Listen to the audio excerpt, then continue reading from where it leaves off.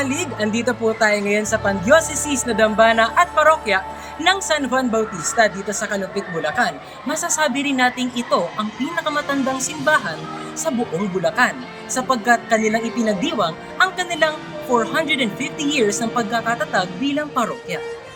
Sa labas pa lang ay sumisigaw ng mga kulay ng dilaw, puti at pula mula sa mga bandila at banderitas. Kapistahan na kasi ni St. John the Baptist sa June 24. Sa labas pa lang ng simbahan, we were astounded with such beauty, ancient yet so new.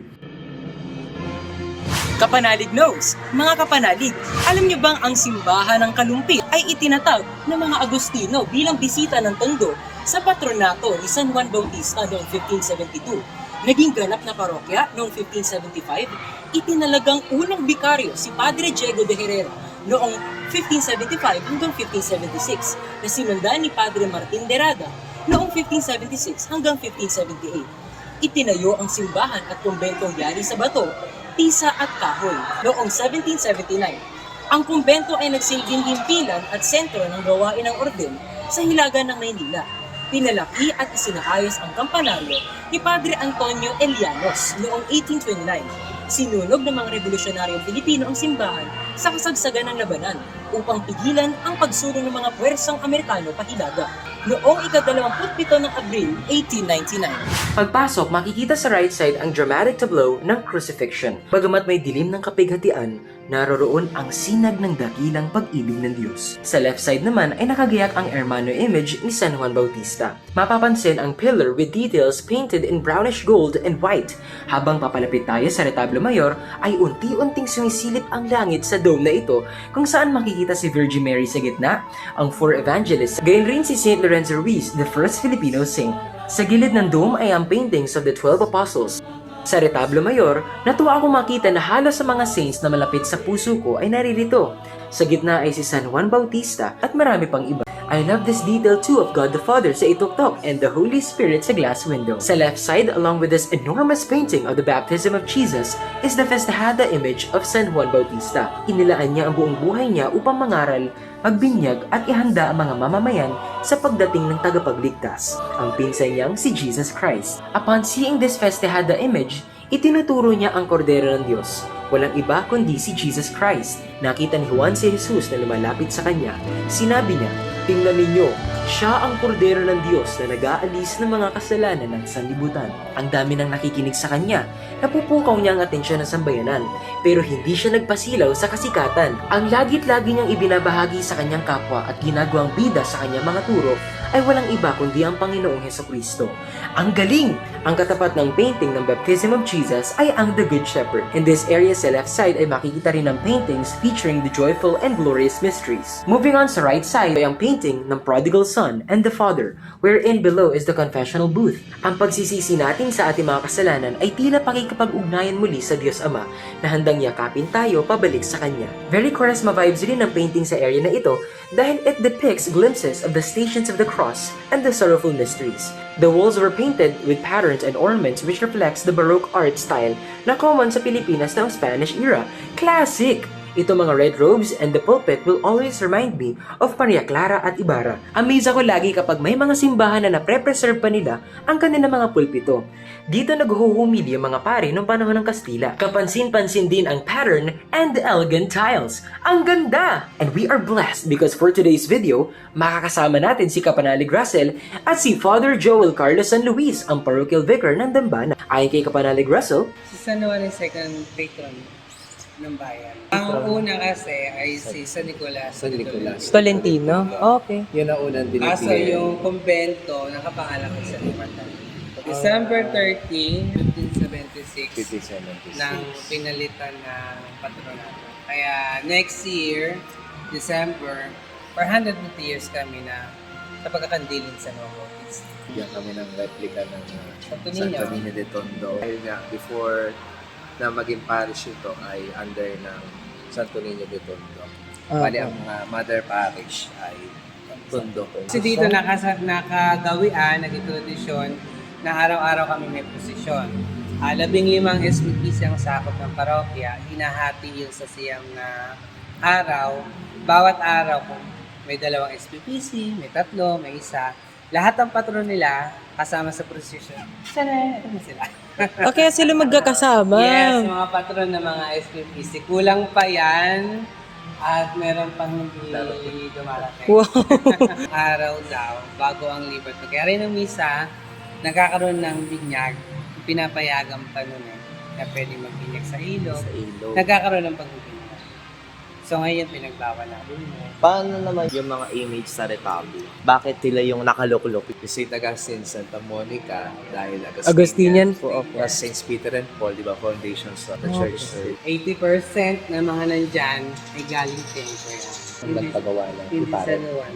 Si Father Johan. Johan Sebastian. Father John Sebastian po ang nag-compose ng O Dakilang Ayun, San Agustin. siya Oo, na- siya nag-compose. Sama na mga kapanalig sa isang tour kasama sina Father Joel at kapanalig Russell. Alam niyo bang may tunnel ang simbahang ito patungo sa ilog? Ang bukas na yan. Nung ginawa pa yung simbahan, talagang tunnel na ho May yan. tunnel na siya dyan, talaga. Taguan ng mga Tsaka kasi, Pilipino. di ba itong mga praile noon, di ba? Ang means of transportation ay sa ilog. So, para diretso na sila sa ilog, dito ang daanan nila. Nagulat ako marami pang iba't iba mga lagusan sa simbahang ito. Ay, ito po, saan, ano pong... ang bento. Dati, dito ang... Saka pag ganun, sa may May- choir. Ang ano kasi niyan, meron yan na makitid na daan Paano po yun? Dati po, para may hagdan po dyan, ganon? Talabas na yon, doon ang duty. Ah, okay po. Ito, original to. Original pa yan. Daan siya. Dito. Kaya lang na ano na nasara na. Ah, Parang paikot siya, pababa sa sanctuary. Oh. Ang daanan was dito. So, doon ang papasok sa kumbento. May mga ganong lagusan. Hanggang dito lang ang original. Okay po. Hanggang dito lang siya. Apo. Kaya makitig lang ang simbahan natin.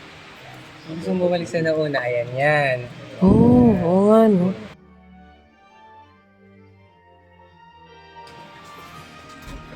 Oh, may ano pala. Nakita rin namin ang likuran ng retablo kung saan ito ay dating bantayan ng mga kawal. Ngayon, ito ay isa ng columbario. May dinaanan kaming stairs na paikot which will lead us to... Alam niyo bang dito nakapwesto ang choir noong unang panahon? Nakakalula. Kaya dapat tahimik lang ang choir dahil malapit sila sa altar. Meron sa Satuan. Nabigyan rin tayo ng pagkakataon na malapitan si Apo Juan sa Retablo Mayor. Sa mga sandaling ito, bumulong na ako ng munting panalangin ng pasasalamat at kahilingan. Ay, mali, baliktad. Nakita rin namin ang pintuan sa gilid ng simbahan with details. Pinagtatalunan pa rin namin kung si San Francisco o si San Nicolas. Visitation. San Agustin? Zacarias. Ay, Zacarias at Saka sa Elizabeth. And nabigyang linaw rin sa atin ang meaning ng mga detalye sa pintuan sa harap ng simbahan. Sa 4 columns ay ang 4 evangelists, katabi ang symbols nila. Naroon rin sina San Agustin at Santa Monica, ang 12 hari or patriarchs mula sa lumang tipan, at ang 12 apostol sa bagong tipan. Nasa gitna si San Juan Bautista bilang ang pagitan ng Old and New Testament. Kung anong nakita natin sa gilid na details, ganun rin ang details dito sa pintuan. Ang visitation, nadagdag ang baptism of Jesus at ang beheading of St. John the Baptist. Ito ang Jubilee Door noong 2012. Alam niyo bang ang kalumpit ay isang puno? Ito ay Galumpit Tree. Ayan. Yes. Dito pinangalan ng bayan sa Galumpit Tree. Prutas daw siya. Pinakain siya, ginagawang jam. Alam niyo bang parehong may Libad Festival sina Apo Juan at Apong Iro? Sa kapalangan ng baba, magpaprosesyon, tapos ay hihinto kay Apo Iro, tapos ay saglit lang naman doon, magdadasal, tapos saka pa lang babalik dito sa Kalumpit. Maramihan sa mga taga-kapalangan din, bukod sa mga marami doon na deboto ni Apo, marami din doon na gaano kay Apo. Bago kami umuwi ay ipinabless na ni Nards ang kanyang mini Apo Gustin. Thank you po Father Joel sa pag-bless and thank you rin po sa ating sponsor na nagregalo ng Apo Gustin. Maraming salamat po Father Joel at sa ating mga kapanalig nating sinamahan tayo na itour tayo sa makasaysayang dambana ng Kalumpit. Kita-kits po ulit! Nakita nating hindi lamang napupuno ng sining ang simbahan, kundi ng mga kasaysayan at mga lihim na lagusan. Ngayong kapistahan ni San Juan Bautista ay alalahanin nating ang kanyang buhay ay isang testamento na sa kanyang pagtuturo, hindi ang kanyang sarili ang kanyang ipinakikilala, kundi ang Panginoon. Sana ganoon rin tayo. Ang pinakamaganda nating maipagmamalaki ay walang iba kundi ang Panginoong Hesukristo. Mga kapanalig, katabi ko po ngayon ang festehada at orihinal na imahen ni San Juan Bautista na bagamat lagpas 300 years na at mabasa sa iba't ibang mga nagdaang libag ay himala itong hindi nasisira bagamat ito ay gawa sa kahoy. At dito po nagtatapos ang isa na namang Hot Ventures. Kita-kits mga kapanalig, Viva San Juan Bautista!